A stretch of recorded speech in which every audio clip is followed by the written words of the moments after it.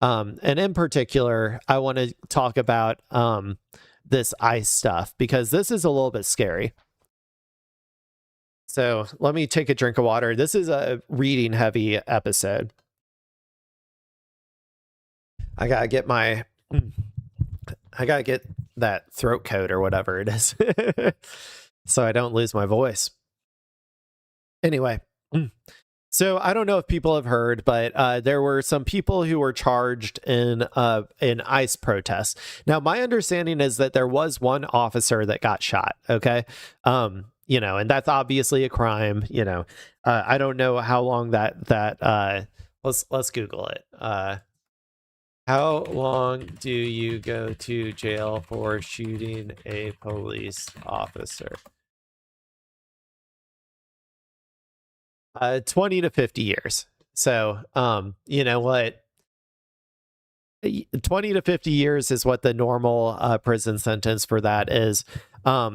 My understanding is the guy who actually fired the weapon got 100 years. But the part that's scarier than that, though, is that all of the people who were there, who were just protesting, also got like between 20 and 50 years in prison. And so I want to read this article. We'll read about what happened. This is kind of absurd. And I want to be clear.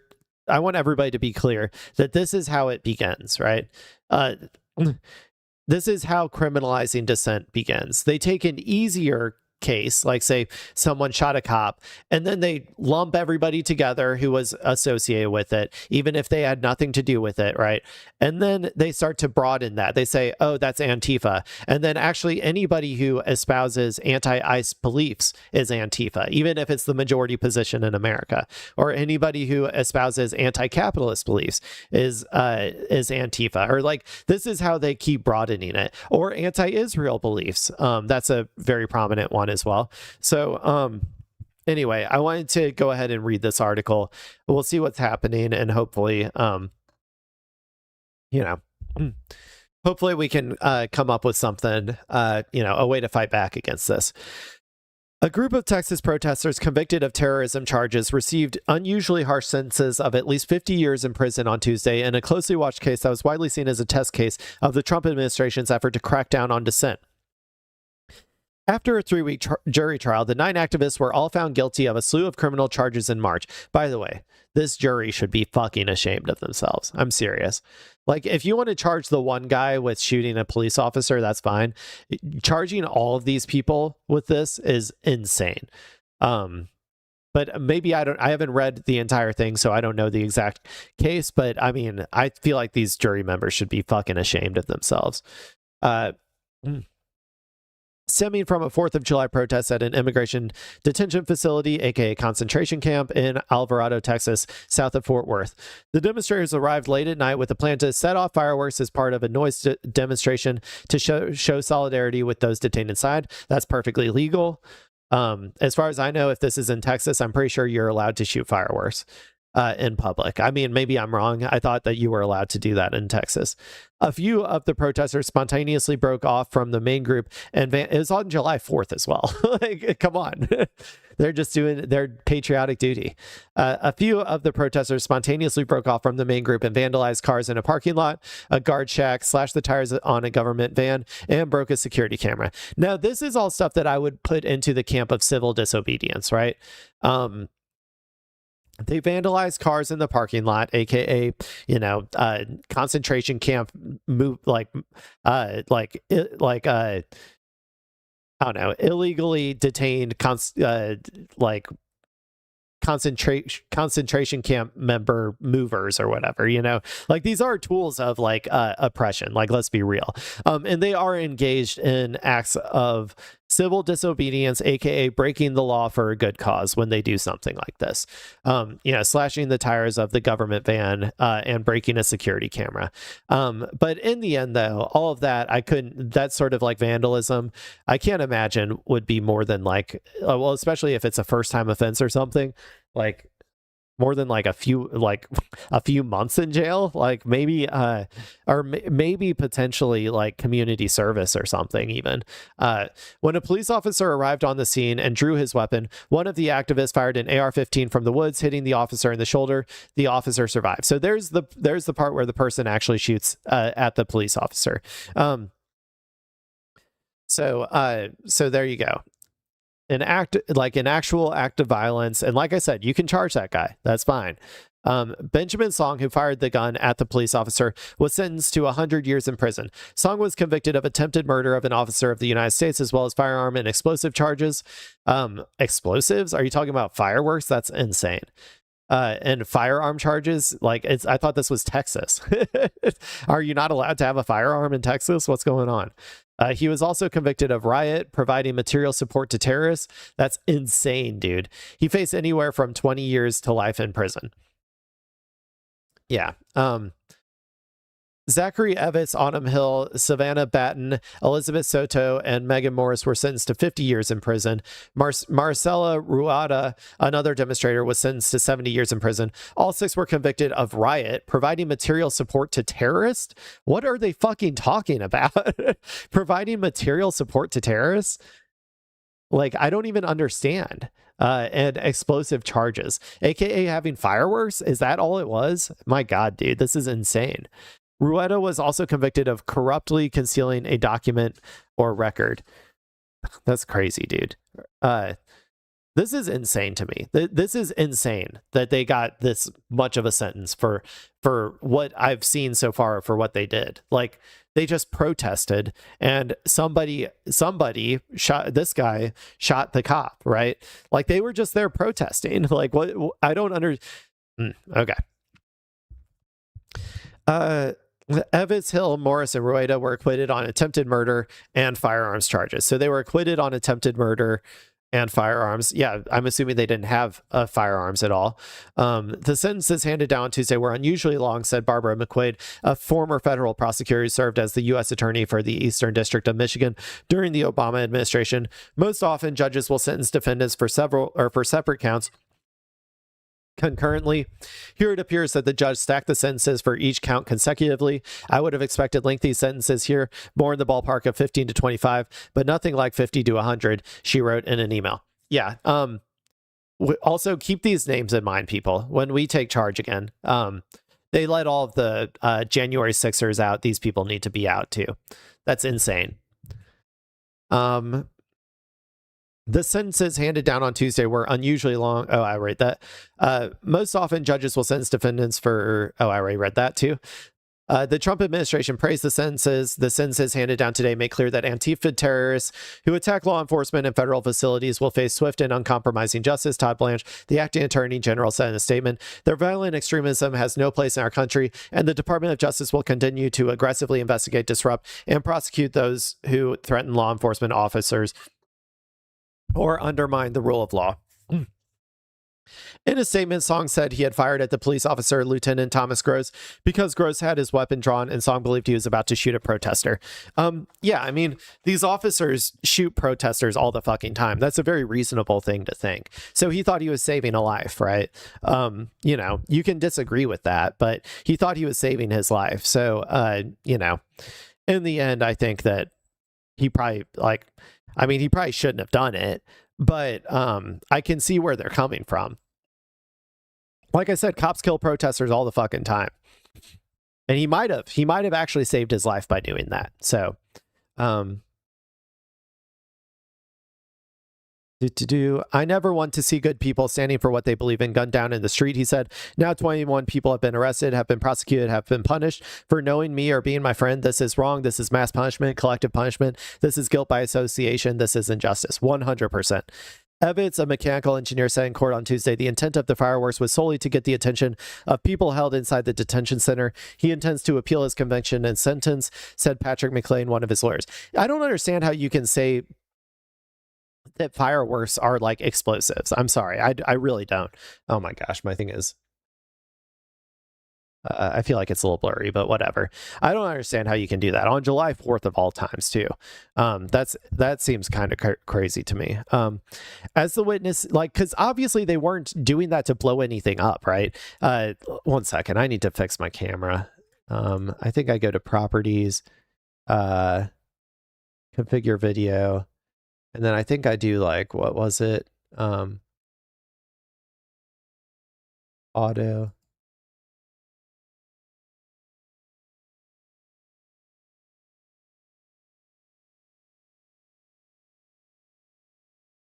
Did that work? No, that didn't work.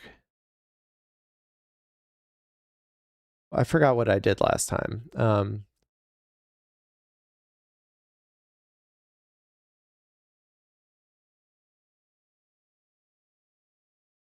Focus? Oh, I think it was this. Apply, and then apply. Okay, there we go. I think it's back. Sorry about that.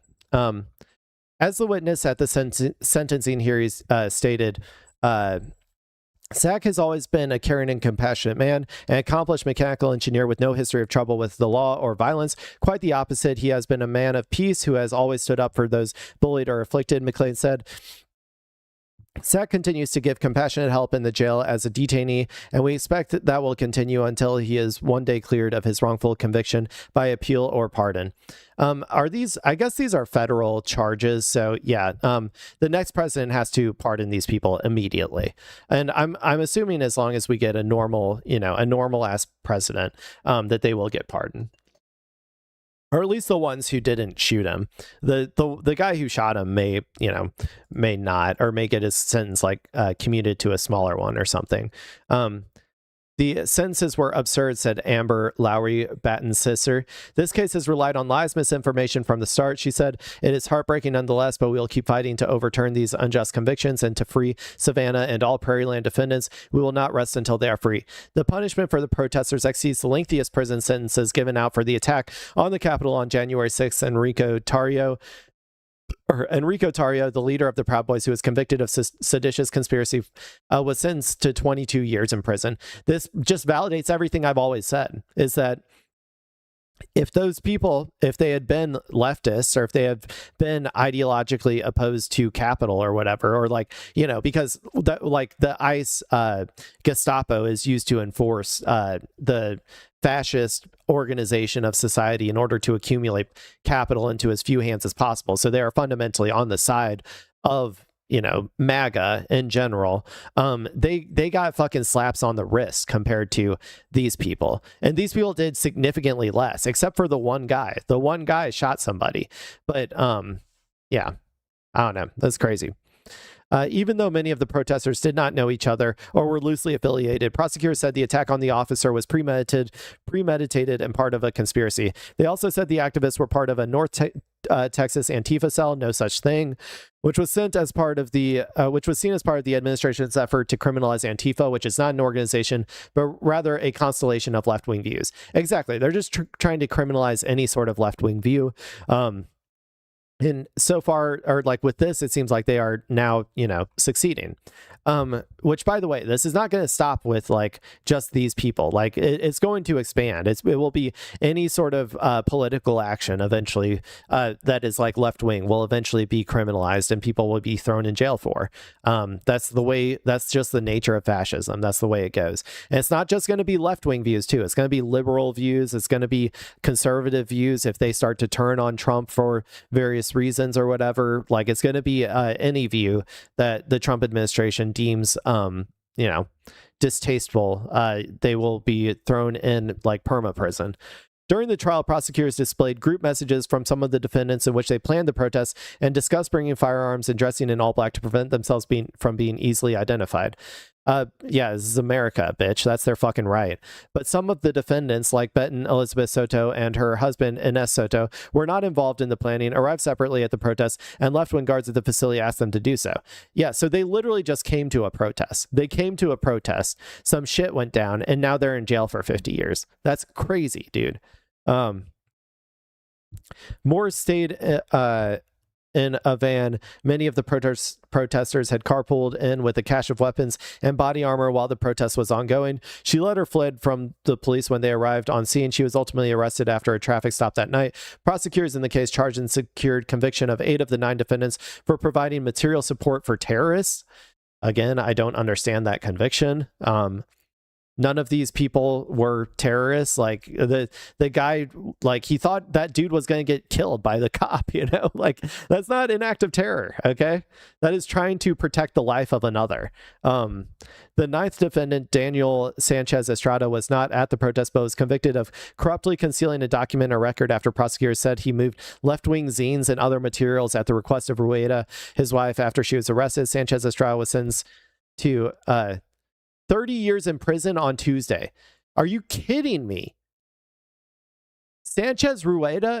Daniel Sanchez Rueda was not at the protest, but was convicted of corruptly concealing a document or record after prosecutors said he moved left-wing zines and other materials at the request of Rueda. And he was sentenced to 30 fucking years for moving a couple fucking zines. Are you kidding me?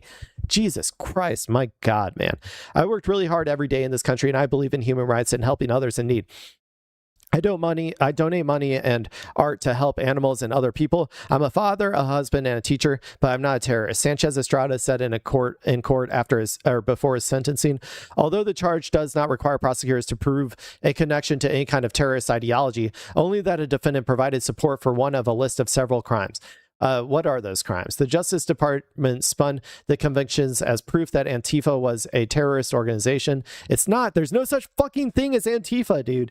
There's no such thing as Antifa. It is straight up just left-wing ideology, broadly speaking. That is all it is. My God, man.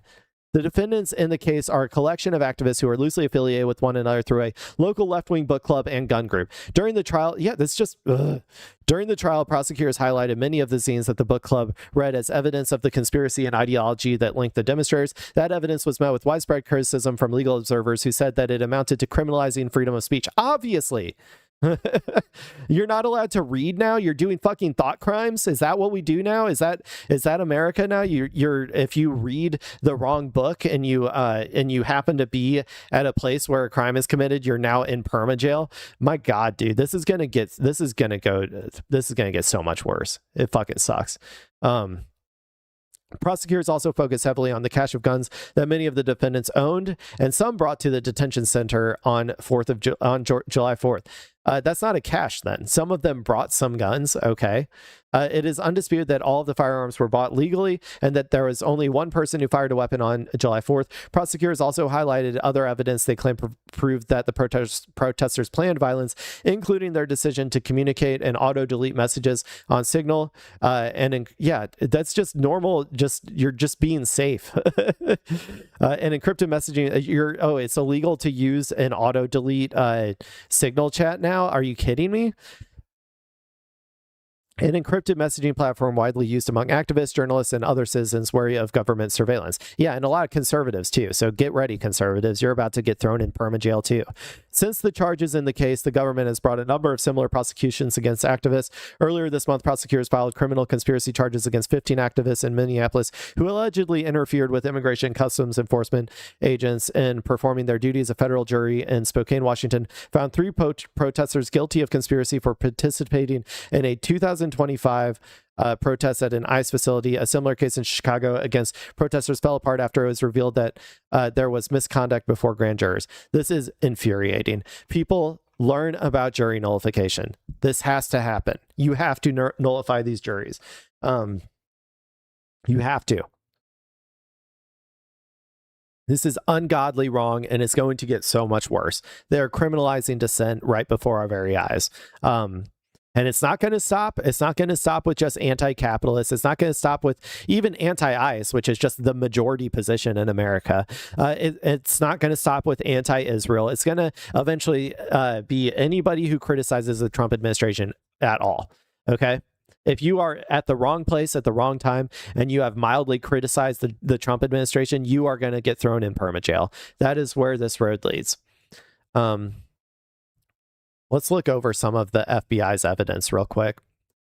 The Sotos were convicted of providing material support to terrorists. Among evidence presented by the federal government in the case was the Sotos tabling at zine fairs.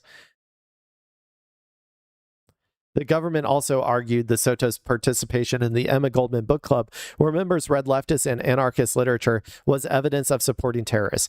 How does this fucking work, man? These fucking bots that are on these fucking juries. I don't understand how they can be this goddamn stupid. During the FBI's multiple raids of the Sotos' home, they photographed boxes of zines as well as a collection of poetry about cancer. The printing press referenced in the case kept in the Sotos garage is 2 office standard printers along with a bookbinder. In the evidence presented, the FBI included a photo of the flag the Sotos hung behind them while tabling with the book club, featuring a burning police car and the acronym ACAB, which stands for All Cops Are Bastards. That's just rad, dude. That's just rad. And that's protected speech. Zines and political literature were taken from the defendants' homes, including common materials like Know Your Rights and protest strategy guides. Again, this is just criminalizing dissent, man. This is bare bones. Other evidence include packets of seeds for gardens, garden vegetables, and zines about plant propagation. Evidence taken from the home of the defendant's Champagne Song included a poster from the anarchist site Crime Think, invoking solidarity for queer and trans people and people seeking abortions. The FBI included leftist and anti-law enforcement stickers as evidence. Oh, yeah, anti-law enforcement? You mean like these? You mean like these right here? Oh, I can't zoom in on that photo. Yeah, I mean, that makes sense to me. I mean, the law enforcement are basically fucking Nazis at this point.